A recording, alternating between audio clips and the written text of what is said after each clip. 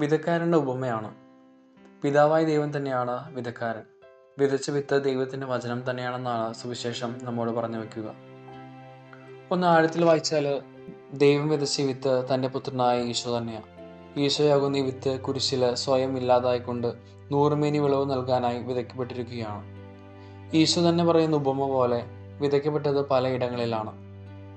നല്ല നിലത്തും പാറകൾക്ക് മുകളിലും മുള്ളുകൾക്കിടയിലും വഴിയരികിലുമൊക്കെയാണ്.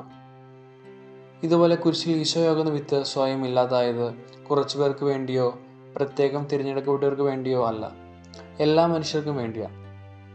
എല്ലാവർക്കുമായി വിതയ്ക്കപ്പെട്ട രക്ഷ എന്ന കൃപ സ്വന്തം ജീവിതത്തിൽ നൂറുമേനി ഫലം നൽകാൻ തക്കവിധം സ്വീകരിക്കേണ്ടതും പരിപാലിക്കേണ്ടതും ഓരോരുത്തരുടെയും വ്യക്തിപരമായ ഉത്തരവാദിത്വമാണ്. കുരിശിലൂടെ മനുഷ്യ ഹൃദയങ്ങളിൽ വിതയ്ക്കപ്പെട്ട ഈ വിത്ത് ചില മനുഷ്യ ഹൃദയങ്ങളിൽ അവരുടെ ജീവിതത്തിൽ വഴിയരികിൽ വീണതുപോലെയാണ്.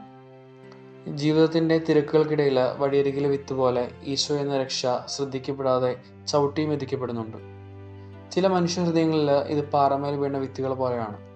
കുരിശിലെ ഈ രക്ഷകര രഹസ്യം കേൾക്കുമ്പോൾ അവരുടെ ഹൃദയങ്ങളെ ത്രസിപ്പിക്കുകയും ഉന്മേഷഭരിതമാക്കുകയും ചെയ്യുന്നുണ്ടെങ്കിലും അല്പം നാളുകൾക്കുള്ളിൽ തന്നെ ലോകം നൽകുന്ന ഉന്മേഷവും ആർജവും പകരം വയ്ക്കപ്പെടുകയാണ്. മറ്റു ചിലരുടെ ഹൃദയങ്ങളിൽ മുള്ളുകൾക്കിടയിൽ വീണതുപോലെയാണ് ഇത്. ആദ്യമൊക്കെ ജീവിതത്തിലെ വേദനകൾ ഈശോയുടെ കുരിശിനോടൊപ്പം ചേർത്ത് വയ്ക്കാൻ സാധിച്ചെങ്കിലും ക്ലേശങ്ങൾ അധികമാകുമ്പോൾ നിരാശയിൽ ഞെരുക്കപ്പെട്ട് ഫലം പുറപ്പെടുവിക്കാൻ സാധിക്കാതെ പോകുന്നുണ്ട്. നല്ല നിലം പോലെ ചില മനുഷ്യ ഹൃദയങ്ങൾക്ക് മാത്രം ഈ കുരിശുകളിലൂടെ വിതയ്ക്കപ്പെട്ട നല്ല വിത്തിനെ തൻ്റെയൊക്കെ ജീവിതത്തിൽ സ്വീകരിച്ച് നൂറുമേനി ഫലം പുറപ്പെടുവിക്കാൻ സാധിക്കും. നമ്മുടെ ഹൃദയങ്ങളെ നല്ല നിലമാക്കി മാറ്റുവാൻ നമുക്ക് സാധിക്കട്ടെ.